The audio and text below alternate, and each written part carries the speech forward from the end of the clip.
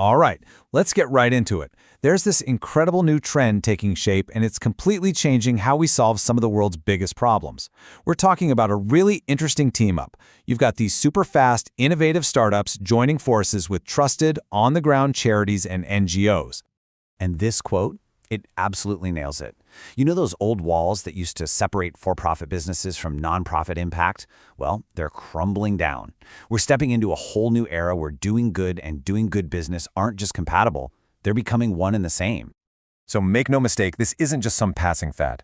This is a whole new playbook for making change happen. It's about taking the lightning-fast speed and the disruptive thinking of the startup world and pairing it with the deep community trust and know-how that NGOs have spent decades building. And the result? Real, tangible impact you can actually see. Which brings us to the big question, right? What's the engine behind all this? Why is this happening on such a huge scale, right at this very moment? Well, it turns out there's a massive force at play here. So what is it really? Is it a change in mindset, some new breakthrough technology? The answer is actually way bigger. It's about the fuel. And here is your answer. $1.2 trillion. That is the massive size of the global impact investment market as of 2024.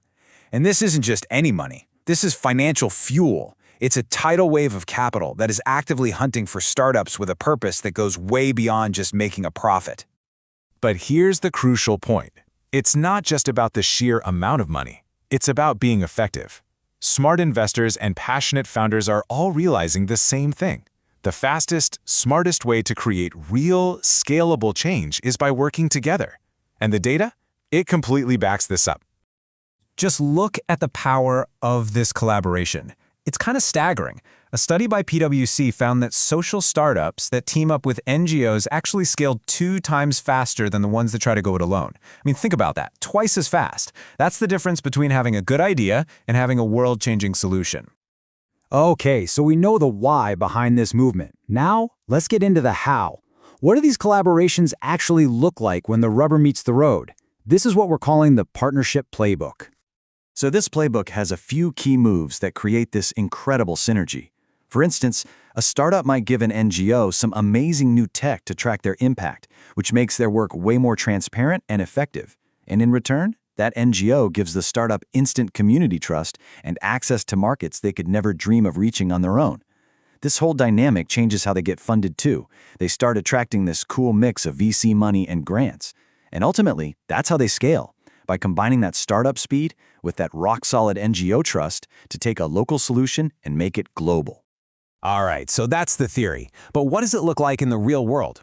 Let's take a look at some incredible examples that prove this playbook isn't just a concept. It is out there changing lives right now. And the results are just, wow. They're solving problems that honestly once seemed totally impossible all across the world. Okay, so take a company like Zipline. They partner with NGOs and use drones to deliver blood and critical medical supplies to super remote clinics in places like Rwanda and Ghana. It's literally saving lives. Or look at Benetech, a tech nonprofit that works with startups to build amazing digital tools for people with disabilities. And over in India, you've got the Selco Foundation teaming up with energy startups to bring sustainable solar power to villages that have never had electricity before. It's just incredible stuff. And that really gets to the core of it, doesn't it? The technology, the funding, the strategy, all of that is super important, of course. But what truly makes these alliances tick is the shared mission.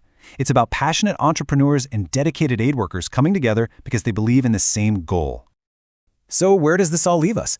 As we look to the future, one thing is becoming crystal clear about how we're going to solve our biggest challenges. The old way of thinking was all about silos. You had business in this box and charity in that box. It was always innovation versus trust, like you had to pick one. But the new reality, it's all about integration.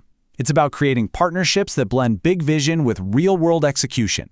It's not a choice anymore. It's about achieving innovation with trust. You could call this whole new mindset allyship, and it's a really simple but profound idea that making a profit and showing compassion aren't enemies. Actually, when you put them together, they become these incredibly powerful partners for making progress. So if you walk away with just one thing from all this, let it be this. The idea of the lone genius or the solitary organization, that can only get you so far. The future, and all the huge solutions it demands, is going to belong to the people who have the courage and the vision to collaborate. And that leaves us with one last thing to think about. If we accept that this incredible new alliance between business and compassion is here to stay, what's the next great challenge they should tackle together? What massive problem is just sitting out there waiting for this unique combination of innovation and heart?